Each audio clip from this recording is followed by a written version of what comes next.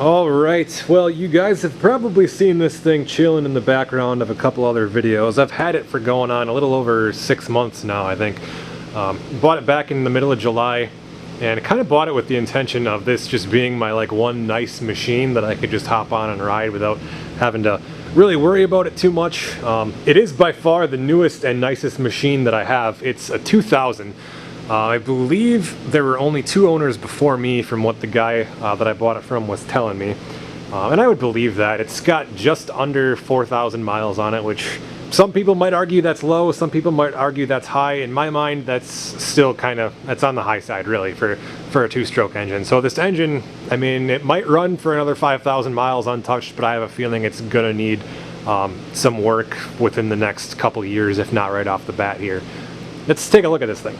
Yeah, so like I said, right around 3,800 miles. Not the best, not the worst. And this is actually kind of a rare model. There's nothing like crazy special about it. To be 100% honest with you, it's the exact same thing as like an MXZ Renegade. Like, it's essentially the exact same thing as the sled that hood came off of up there. But this was manufactured before the Renegade was put into production, and they referred to this as a Summit Foothills. I would assume the idea behind the name meaning that like it's, you know, for the foothills of a mountain, not supposed to be trying to climb the entire mountain with it, but it's also a little bit more capable than your standard trail sled. And that's kind of what you see when you just look it over. I mean, there's no mountain handle on it. The track's not like super aggressive. I think those are like maybe inch paddles on there, 1.25 inches. I'd have to measure them to be honest with you. Still has the DPM system on it though, the digital performance management, so kind of like the hack system on the old Summits, but definitely a little bit more reliable, a little bit more advanced. Although judging from the belly pan around the exhaust there, she does look to have been running a little bit rich. Nothing too special really going on under the hood. I like the fact that it still has the stock exhaust on it. As much as I like cans, I kind of hate buying machines that have cans on them just because it's kind of usually a sign that it's been beat. And just in general under here, it's just a pretty clean machine. Which, like I said, was kind of the idea behind buying this. I kind of wanted something that was going to be a little bit more reliable than everything else that I have. Something that I could just kind of hop on and go if I wanted to. I did have this running a couple weeks ago. I took it out while we had some snow on the ground, and then we had a warm snap followed by a cold snap where it got down into the negatives overnight. And then I came out here following one of those days and noticed we had this puddle of antifreeze on the floor underneath the sled. So my guess and my hope is that one of the rubber hoses around one of the cooling fittings on the engine there just kind of got, I mean, I'm sure they're probably a little bit old, a little bit worn out, and I'm sure with the cold temperatures, I'm thinking that maybe one of them just shrunk up enough to start a leak. But we're going to have to take the exhaust off and just kind of dig in here, check it over, make sure there's not anything crazy going on. I wouldn't be surprised if this does need water pump seals, but we'll just have to find out. And then while we're in here, I want to go through the carbs and just kind of do like a general tune-up on it, because I haven't, like I said, I haven't touched it since July when I brought it home. So let's get the exhaust off, get the airbox off, just start getting it ripped down to the engine and see what we can find. Also going to be working around this thing today. Got to get some stuff reorganized and then get this put in place. It's an old Rottler boring bar. Kind of want to get into doing my own engine work. I've passed up on a lot of cool stuff lately just because it's needed some cylinder boring, and honestly there's just no good place around here to get that done, so I figured what the hell, I might as well try and learn how to do it myself. So the guy that had this was nice enough to deliver it. We got it into the shop here and he was showing me how to use it, going through the tooling and everything else, and kind of looking forward to that. I have quite a few things here that I could actually use this on already, and it's just going to open up quite a few more possibilities for projects in the future, so pretty excited about that.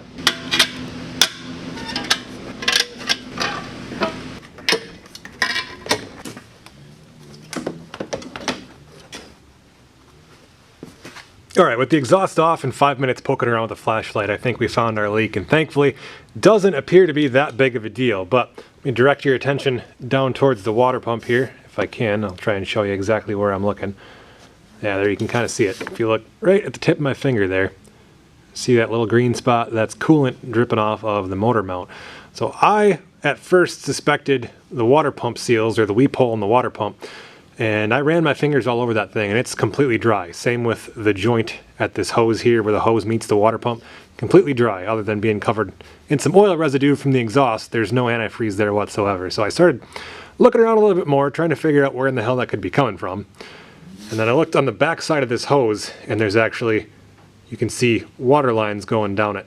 You guys probably can't see it that well, but let me redirect your attention further up the line here. So we were just looking down there, same hose, just followed it up further here to this joint, and pull this back, And there you go, you can see that, just full of coolant. So our leak looks to be like right here, right at this joint.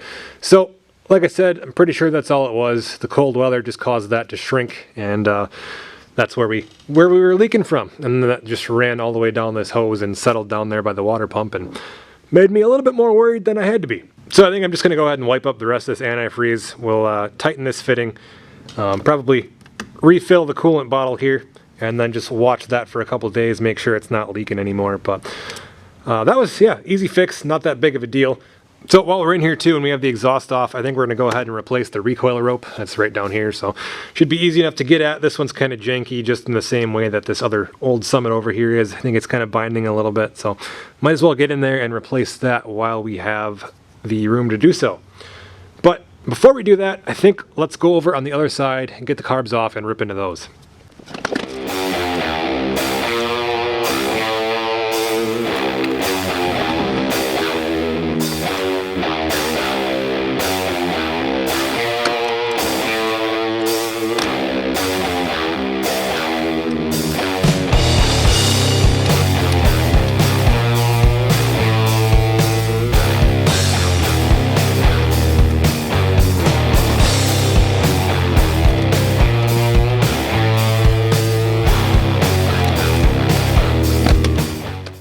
Nice little change of pace here with some flat slide Mikunis instead of the round slides. We're going to go ahead and put these in the ultrasonic cleaner as usual, but before we do that, we'll go ahead and disassemble them. Maybe we can get by with just running one cycle this time instead of 2 or 3. But before we do that too, I want to go grab some of the brass and aluminum friendly degreaser that everyone keeps telling me about. Especially with these, since now we're kind of getting into the more expensive territory with the ZX chassis as opposed to the S and the F. Definitely want to avoid ruining anything if I can. But in the meantime, let's take a look at this recoil.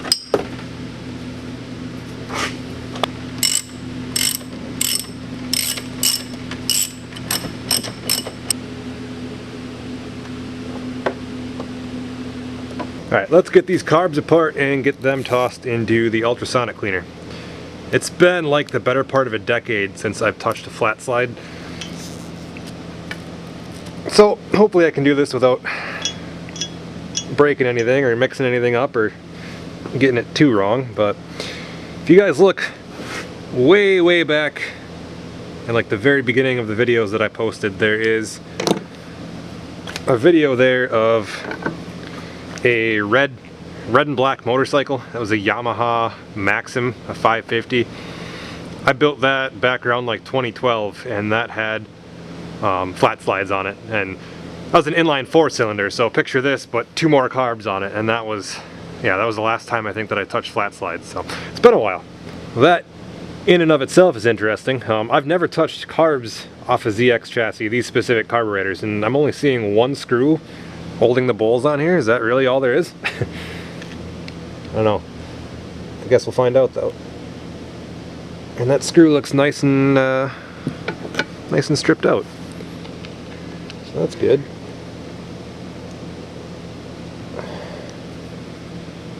We got that one loose though.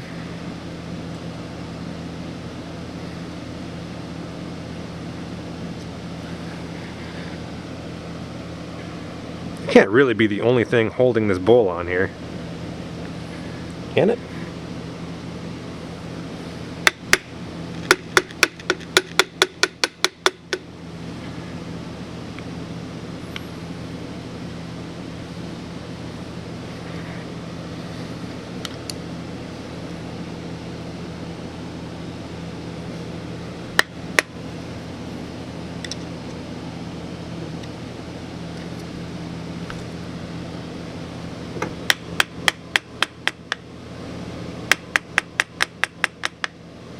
And take the drains off of the bowls too, just because hopefully I can get a better look inside there. Then I can't imagine that there's only that one tiny screw holding the bowl on here. That just seems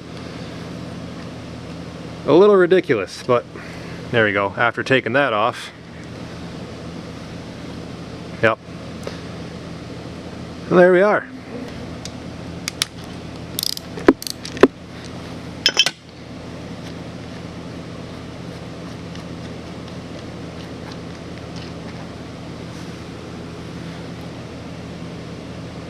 So I definitely should have ordered a rebuild kit for these. These rubber gaskets, I forgot about these. All the carbs that we've been working on recently had like the composite or like it's not cork, but it's not rubber either. I forget what the material is, but those gaskets that have been on the old round slides we've been working on typically hold up to even going in the ultrasonic cleaner. They don't expand or contract really.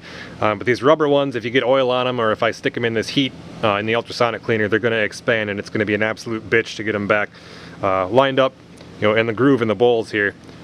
So I'm just going to leave them alone. Hopefully they don't change size too much. Hopefully they don't swell or anything like that. And hopefully we can reuse them, but I should have ordered a kit, but I didn't. Let's see what we got for main jets. Looks like a 500. Yeah, it's a big old boy. Yep.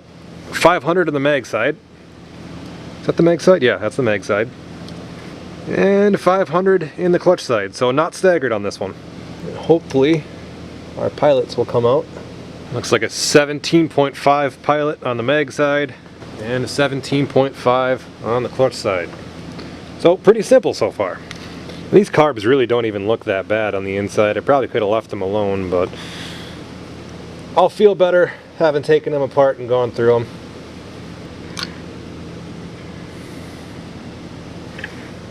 I just decided to pull the needle and seat out as one unit there instead of disassembling the float from here. This O-ring here, if that goes bad and starts to leak, that can cause the same symptoms as a bad needle and seat. A lot of people forget that that exists, but yeah, if fuel starts leaking past that, it'll fill up your carb bowl and overflow just like it would if your needle and seat was bad. So that's something to take a look at, and like I said, I definitely should have bought a carb kit and just replaced all this while I was in here. This was all kind of spur of the moment before I realized it was going to snow 2 feet this week, and kind of just want to go through this thing and at least clean it up so I can hopefully ride it this weekend. Alright, that's as far as I'm going to break these down for now. I have all of the rubber pieces out, all the rubber gaskets that I'm worried about swelling. So with those out, I'm not really too worried about anything else going into the ultrasonic cleaner. Should be fine. This time I just have a mixture of hot water and Dawn dish soap in there. Couldn't find any brass and aluminum friendly degreaser locally, so I'm gonna have to order some of that, but I don't want to wait for that to show up, so I'm just gonna do it the old fashioned way. And then all of the internal components, with the exception of the bowls, I'll probably go at with just a can of carbon choke and get those cleaned up. But if you did want to go further than this and wanted to get your needles out, you can look down in each one of the bores here, and there is an Allen screw. Let's see if I can zoom you in maybe. So that shiny part right there is the top of your needle, and there's a little arm that holds it down with an Allen screw right there. If you wanted to remove your needle and change your clip position or anything like that, you just got to pull that Allen screw, get the retainer out there, and then your needle comes out as well. Now the one thing that I'm not sure about, but I'm not too worried about this time around, I'm going to have to come back in here, like I said, with a carb kit at some point in the future and actually replace these gaskets. But I'm not sure if these needle jets actually come out or not. I would imagine they do. They probably have bores in them, or you know, little ports in them, just like all the other needle jets do, and I'm sure they need to be cleaned out as well. But I don't see, looking down in there, anything that really looks like it's removable, and I don't want to just, you know, stick a flat blade screwdriver or something down in there and start tapping to try and get it to pop out. So like I said, I've never worked on these style of carbs before, this exact style of flat slide Mikuni before, so I don't want to go breaking stuff if I don't have to. But for what I want to do right now, this is broken down far enough. So let's get these tossed in the cleaner and get them cleaned up. Second cycle just finished up on the ultrasonic cleaner there. While that was running for the past hour, I've been making a bigger mess in here, trying to make a smaller mess, if that makes any sense. Just trying to get everything reorganized so I can get that boring bar over here in the corner lined up with the rest of my machinery. Gonna hopefully get that tucked right here next to the lathe, and it only runs off 120, so that outlet placement is already perfect. So should be able to fit that in there, and then the only other trick is just getting everything that was there put somewhere else.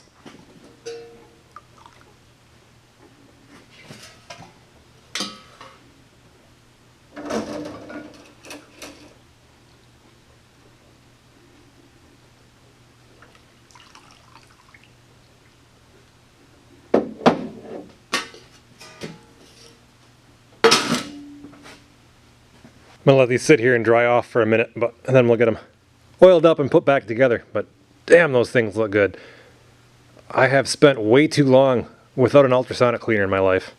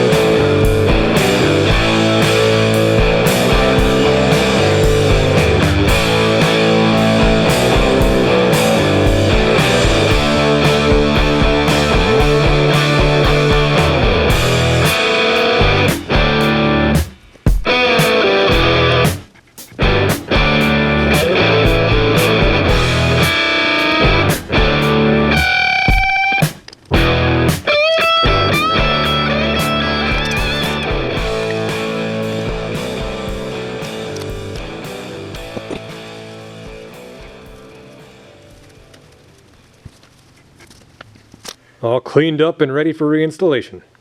So this recoil, like I said, was giving me some issues too. I kind of want to just take it apart and clean it up.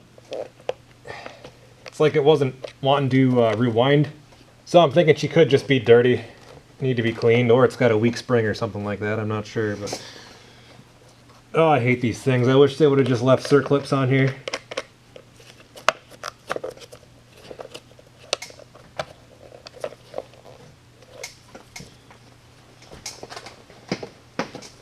Gotta be honest, I'm not even sure of the correct way to take these off. I feel like you just gotta pry on them until they move enough, but I don't even like doing that. There we go. Yeah, those things suck. Do not like those whatsoever.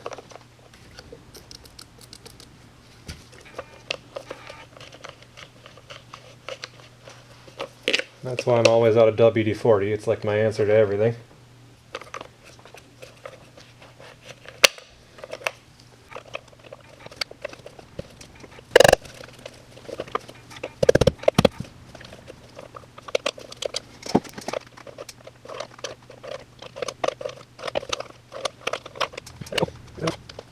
Oh yeah, she's a little dirty. Rope really doesn't look all that bad though. Yeah, I think I'm actually going to reuse this rope. Why the hell not? Doesn't look bad at all. Not frayed or anything. Well, once again, that cleaned up just beautifully. Not sure what all that red dust was that was on the inside of here. Just, I guess, rust dust probably. But that spring cleaned up just beautifully. I'm going to go ahead and hit that with a little bit of WD-40. Let that hopefully get down in between the spring and displace any water that might be left in there from the cleaner. So hopefully that doesn't rust again.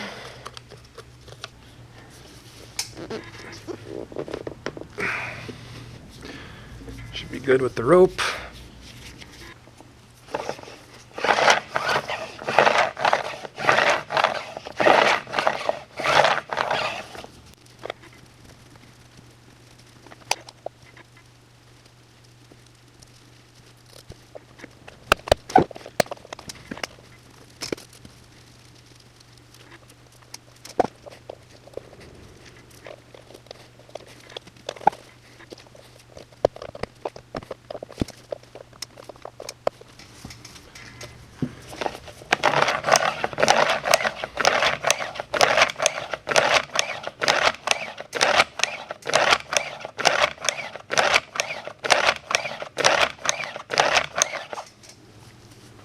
Right, I think that's going to work a lot better for us. Doesn't seem to be binding up or anything like that.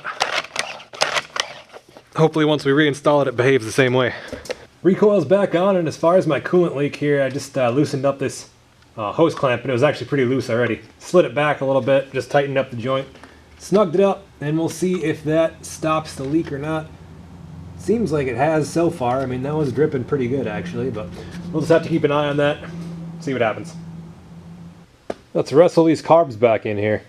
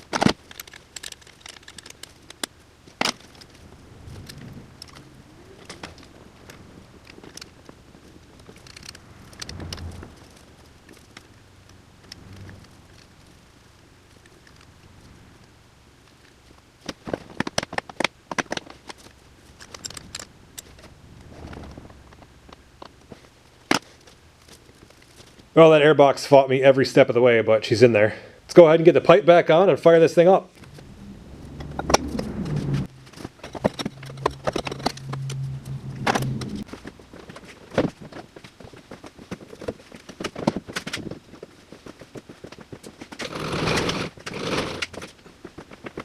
How many poles are we looking at, you think?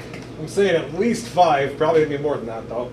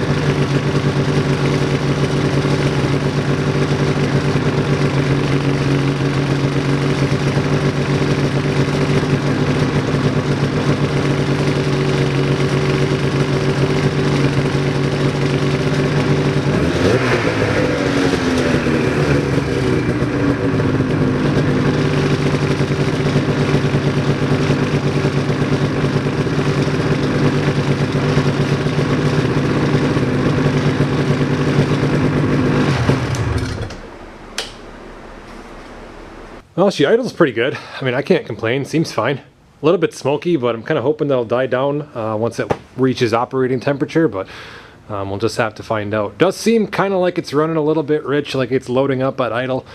Kind of have to get on the throttle a little bit and clear it out, seems like, if you just let it sit there idling. So I'm not sure if that's something that's going to need to be addressed in the future or not. I did read somewhere that the DPM systems as well as the hack systems were like calibrated for like a minimum of 1,000 feet above sea level, which I'm below that. So basically that's the minimum that they're well calibrated to run at.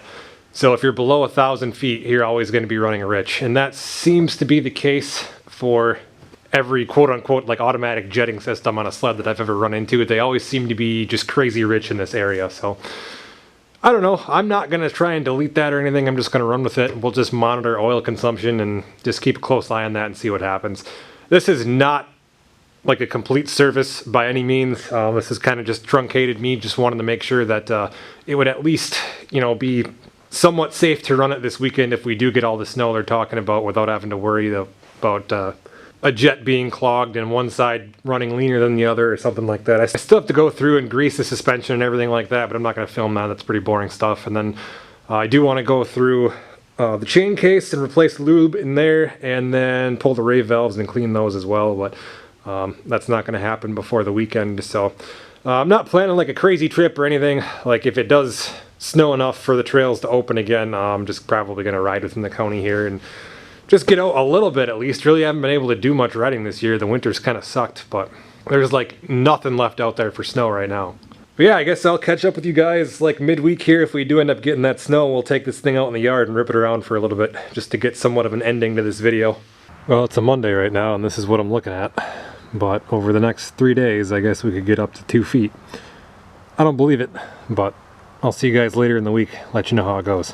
Well, it's 5 o'clock Wednesday night and we're up to about 5 inches out there so far. We're supposed to get another 5 to 8 overnight and then 3 to 5 Thursday morning. So gonna be stacking up out there pretty fast, it sounds like. Yeah, and since I had a little bit of free time tonight, figured I'd come out and keep working on organizing the shop. Want to get this boring bar into its new home and just kind of clean up the mess that I started making last weekend.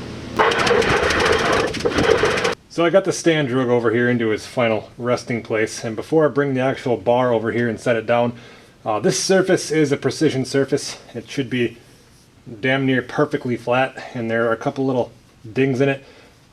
Shouldn't really be that big of a deal, but I mean, you rub your hand over this and it's perfectly smooth, and these here catch your finger, they feel a little bit rough, so I at least want to just kind of smooth them out a little bit. I think the right way to do that would be with a honing stone, but I don't have one. So probably just going to put a Scotch-Brite on my little die grinder and just clean them up a little bit. I might look for a honing stone. I really feel like that's kind of the right way to do this. A Scotch-Brite pad on a die grinder should be, I mean, it's not like it's going to put huge gouges in here. It's not like I'm going to be like taking a file to it.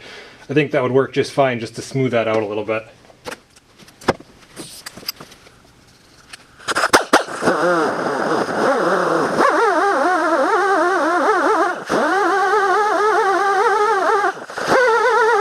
There we go. All I really did was more or less polish that area up. I really didn't take anything off the surface at all, so I think that should be fine. Really not going to make that much of a deal in the actual functioning of the machine, but that should make it a lot easier to center up the bar itself without always catching on that and then making it worse.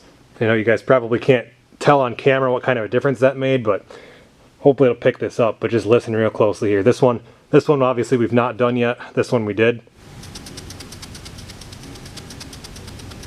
You hear that? Hear how my finger catches it? And then listen to this one. Nothing. Nice and smooth.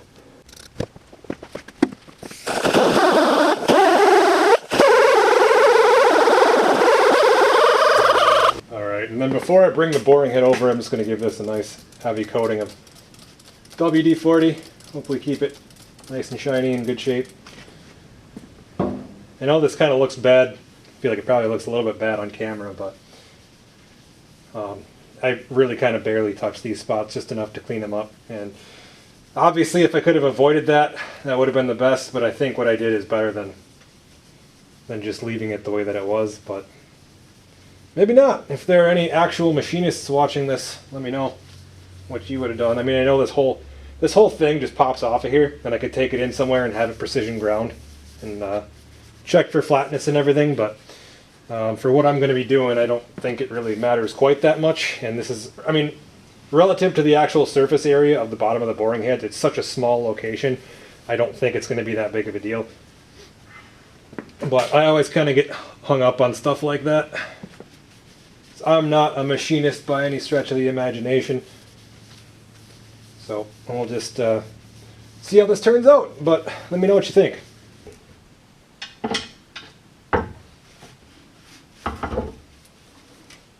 And before I get too carried away here, there is a plate that goes in the back here that kind of locks it in place. Prevents the head from falling off the stand anyway.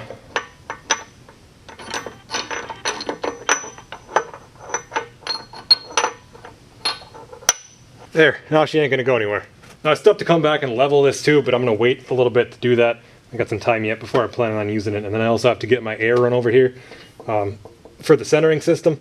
This just has like a, I don't really know what to call it. I'll call it like, it's like a floating centering system or like an air injection system where I just hook up an air line to that, and then it forces air into some pre-cut tunnels and grooves underneath here, and kind of just lets the whole thing ride on a cushion of air, and then it helps you center it up in the bore easily enough. So I kind of just want to get, I have air ran over to this side of the shop for my compressor already, but I just want to get a permanent line kind of just tacked up on the wall here, so I can just plug it in, unplug it, or even have it hooked up to a valve where I just open it and close it. Just make it nice and easy for when I want to use it. But yeah, the concrete floor in this place is just complete shit, so you can see how much she's rocking already. But so like I said, we'll have to level that up before we actually turn it on, but not planning on using it today, and I don't have a precision level out here at the moment either, so We'll have to grab one and come back and do this another day.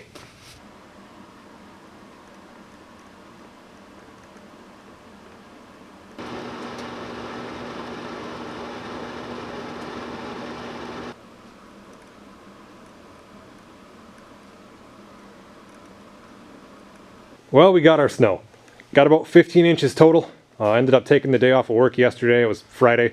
Just got out on the trails before everybody else did, before the groomers did even, and just enjoyed the hell out of that. Glad I did that because it's like every 30 seconds now, Saturday morning, there's a group of sleds going past on the trails behind the house. So I'm sure they're just going to be absolutely torn up by noon today. I mean, it's a nice sunny day out. So that spring sun's already doing its work and melting it off the roof and everything else. I think it's only about 25 degrees right now, but still, I don't think the trails are really going to last long. Supposed to get another 8 to 12 on Monday, but the temps the rest of the week looking like mid to upper 30s and even a couple days in the low 40s. So I don't know, unless the end of March changes, it might be kind of the end here. We'll have to see. But glad I was at least able to put on those 80 miles. Had a hell of a time. Tell you what, goal for 2023, I got to get my fat ass back in shape. I should not be this sore after 80 miles of riding.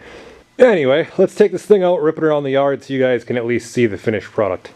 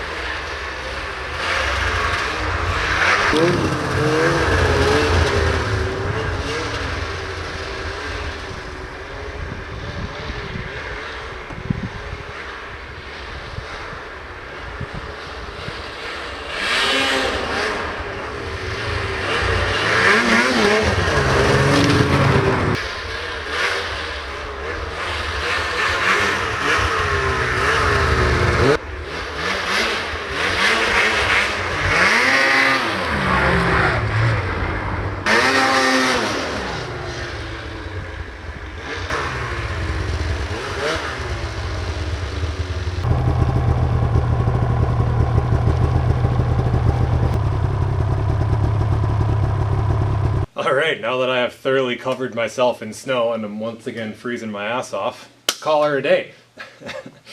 Seriously, I'm going to have to go stand outside. I think it's warmer in the sun than it is in here right now. But anyway, you can see she runs pretty damn good. The idle's still a little bit funky. Seems like it's still loading up down there when it's sitting at idle, but I think that's just the DPM system, but I'm not 100% sure. It gets real smoky down at idle, but when it's running, it's fine. It's not, excessively consuming oil or anything like that.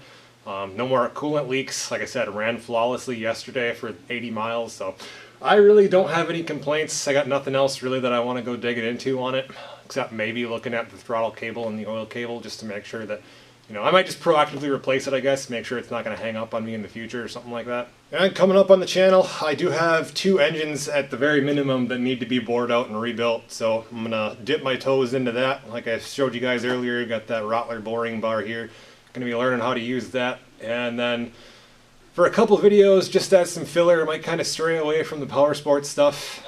Just got some old tools around here that I want to refresh. I guess you'd call them restoration videos or something like that. But just in general, with the future of the channel, definitely going to be, I guess, sort of power sports centered, but sort of going to be all over the place. I guess I'm kind of just a guy that likes to fix shit. So whatever I got to work on, you guys will see it.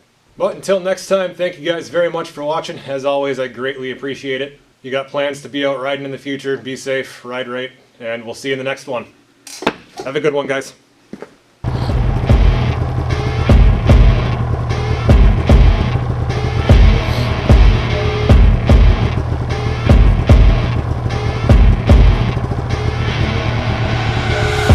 Rolling up, Uber black Cadillac, high heel boots and a sexy body full of tats. Baby's bad, oh baby's hella bad. After her there ain't no coming back. Wanna take a run at that.